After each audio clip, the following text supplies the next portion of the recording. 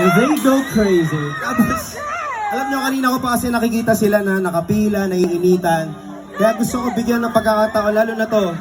Sa lahat ng banners, ngayon ko lang nakita yung pangalan ko, Carl. O dahil, pakiabot na lang po sa kanya para sa ito. Salamat sa pagmamahal mo. Deserve. Oo. Ganun talaga, siyempre, unahin nating mahalin yung mga nagmamahal sa atin. Oo nga. Actually, tama. At huwag natin pagpilitan yung sarili natin sa mga taong di naman pala tayo kayang mahalin ng todo-todo.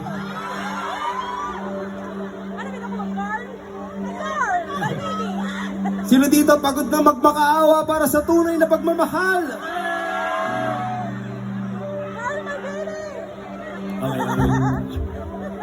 Siguro po yung ilan sa inyo, napanood niyo po kami sa TikTok or Facebook. Sino dito napanood niyo kami sa social media? Yan, madami. Sino po, first time niyo po kami makita sa buong buhay niyo? Taas kamay.